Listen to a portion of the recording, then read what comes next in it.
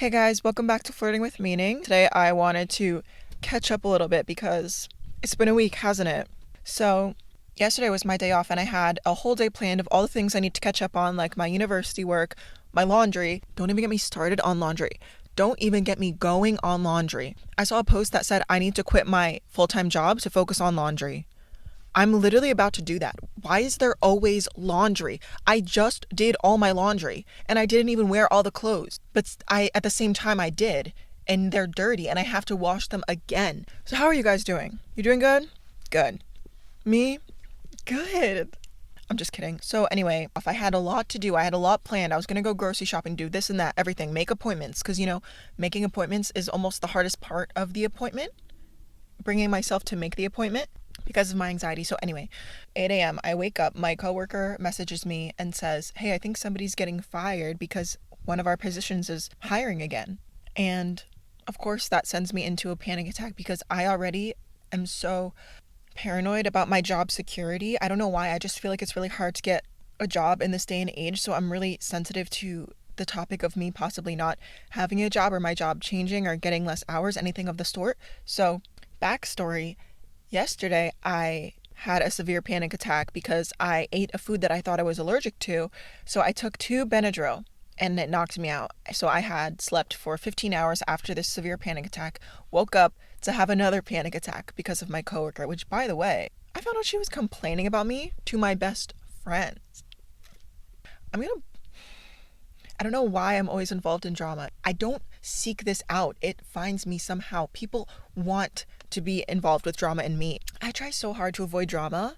Somehow I'm in every single drama there is. And I don't understand why. All I can do is breathe and I'm in drama. Anyway, something about this coworker. She reminds me of one of those people who claim to make moves in silence but end up being the loudest people about their moves that are not silent. And I really wanted to talk about this topic today. You guys all know that person who's constantly posting about making moves in silence, the one who can't stop talking about it. They're doing quite literally the opposite of making moves in silence. They're usually the people who don't get any of those moves actually made because they keep talking about it instead of actually doing it. I talked about this in a previous video about how you shouldn't tell people your plans because when you speak it out loud, when you speak your goal out loud, you get a similar satisfaction as if you completed that task, which is why you should keep it to yourself so that gratification you don't feel until you accomplish the goal. I feel like a lot of people struggle with that. It's something that hinders their process almost. I had to learn this the hard way, to not tell anybody my plans. And one reason why you shouldn't tell people your plans is because a lot of people are preying on your downfall. And you'd be surprised how it's usually the closest people to you who are rooting for you to your face, but secretly don't want you to win. People love the idea of supporting others, and they'll cheer for you when you're struggling and when you're venting about how tough things are and when you're down. It makes them feel connected to you. But the moment you start rising and the moment you start achieving, their energy changes, and suddenly some of those same people get quiet, they get distant or even shady. They start acting weird, they start giving you that weird energy. And this isn't about making you paranoid or telling you to trust nobody. It's about being aware. It's about recognizing when support is real and when it's conditional. And most importantly, it's about learning how to keep going, even when you don't feel the love from the people you expected it from and you feel betrayed by them. I think I have 2 episodes about betrayal at this point, and that's not the end. We're going to keep talking about it because I can guarantee you it's going to keep happening. So let's get into it. Not everybody's rooting for you. Sometimes it's strangers, and sometimes it's acquaintances, and sometimes it's the people closest to you. You might have a friend who picks up the phone every time you're sad, but as soon as there's good news, they're nowhere to be found. I've had those moments, and it makes me question if I should have shared that information with them at all. And when that happens enough, you start to wonder, are people only comfortable with me when I'm struggling? Do they prefer the version of me that isn't winning? Do they gain something from seeing me down? It's almost like it makes them feel better about their lives to see me down. And then when I start raising up and succeeding in my life, they start to feel worse about themselves and try to drag me down or send a lot of negative energy my way. So who comes to mind for you when you think of this type of person? If you have somebody who actually claps when you succeed, or do they only support you when you're down and give you a weird energy when you're succeeding? Those people might not have your best interest, and you just might be helping them feel better about their lives when you're down. People don't want you to win. They really don't. You'd be so surprised. Some people are just toxic, and they're really good at hiding it.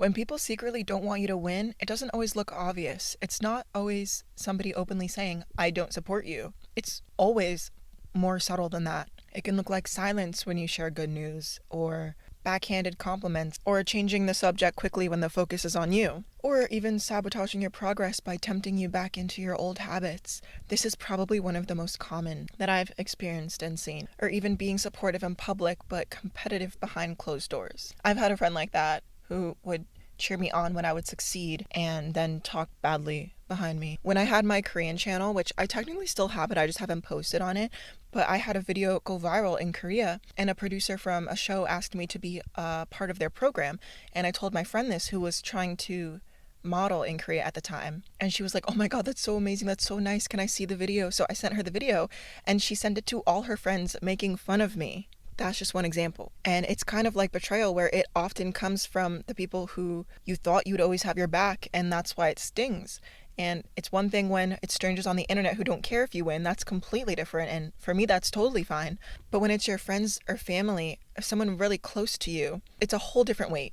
Even if it's a coworker that you work with every single day and you guys vent to each other, it's like when one person starts succeeding, the other person doesn't really like that. So why do people who love us sometimes not want us to succeed? I don't know, but I have some theories. I think most of the time it's not because they're cruel or evil, but because your growth shines a light on their insecurities. Your progress reminds them of the risks that they didn't take, or the dreams that they abandoned, that they were too scared to pursue. You highlight an insecurity within them. You're like a mirror to them, and they can't face it. There's also comparison. When you win, they measure themselves against you and feel like they're falling short. There's that scarcity mindset, which is that belief that if you're winning, it means there's less left for them. And even though it's not true, it feels true to them. And then there's fear of change. If you rise, the dynamic shifts. You're not the same person anymore. Maybe you're busier, or maybe you're more confident, and maybe you don't have as much time to play small with them. And that change scares people because it forces them to either grow too or get left behind. So their reaction is rarely about you. It's more so about them and what you reflect back to them. Okay. The sun disappeared for a second and I panicked because it got so dark in here and I didn't know what to do. I don't remember what I was saying. Oh yeah. So even if you understand why people act the way they act, and even if you understand why people secretly don't want you to win, it doesn't mean that it doesn't hurt. It still hurts because when you realize people don't actually want you to win, it does something to you. You might start downplaying your wins or hiding your ambition, or you even feel guilty for wanting more, and little by little, it might chip away at your confidence and what your future might look like. You might start being like, maybe I shouldn't talk about this accomplishment to this person, or maybe it's like bragging, maybe I should just keep it to myself. And the thing is, that can make you feel like your wins don't matter and they only count if people clap for them, when in reality, they're still so valid. Good things that happen in your life are still valid, even if it makes some people uncomfortable. That is not your issue if somebody else is uncomfortable by good things happening to you. And it's hard to get through that process of knowing that people close to you might not want you to win without getting bitter or shutting down. So I guess the main thing is to protect the circle of people who do clap when you win and do want the best for you, and let go of the guilt. Your success doesn't take away from anyone else. Success isn't pie.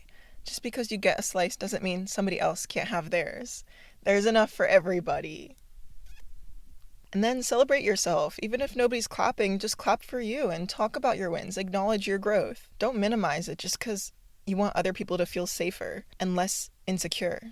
And it's like, distance yourself when you need to. You don't have to cut everyone off completely, but you can choose who has access to your energy. Not everybody deserves front row seats to your life. Remember, it's a privilege to access you. It's a privilege to have that access to you. It's a privilege, not a right. Nobody has the right to just be in your life. You're in control of that.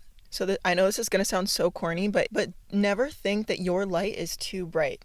Your light will only feel too bright to people who are not ready to shine with you. And don't dim yourself just because somebody else is uncomfortable. Don't make yourself small to protect somebody else's ego. You're allowed to win. You're allowed to grow. You're allowed to outgrow people and places and even versions of yourself. And the right people, they'll never resent your growth. They'll celebrate it. They'll see your success as proof that it's possible for them too. Those are the people worth keeping close to you.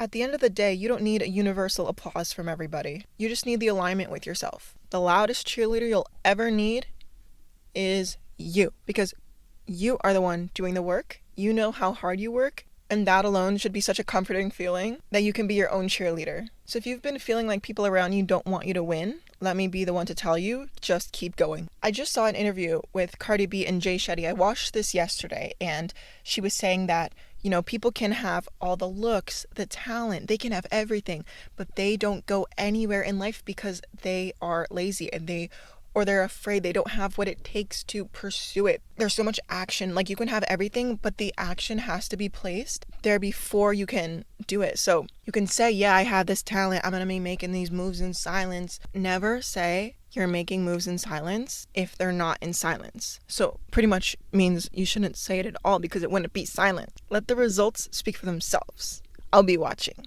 So yeah, oh my gosh, I don't know if you could tell, my hair started getting poofy throughout this episode because it's humid.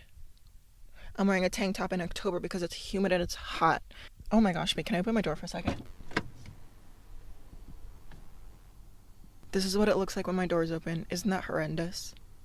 This is where I just sweat to death. I found this book. I found this at my local library. It is called Say Everything: How Blogging Began, What It's Becoming, and Why It Matters. I don't know when this book was published. It definitely wasn't recent. I've been trying to read this, but my anxiety's been so bad I actually can't sit still to read anything. I really want to read it. If you guys have read it, let me know, and if I do miraculously get the chance to read this, I'll let you know if it's good or not. So yeah, I think that's pretty much all the updates I have for you guys. Let me know how your week's going. Comment down below if you're having a better week than me. I hope you are.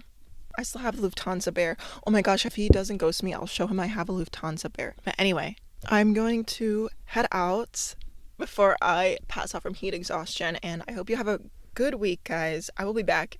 Let me know what you want to hear me talk about, and hope you have an amazing week. Thank you again for tuning in to Flirting with Meaning. I deeply appreciate it so much. I love you guys so much. We're growing, and I couldn't be happier, so thank you. All right, see you next week.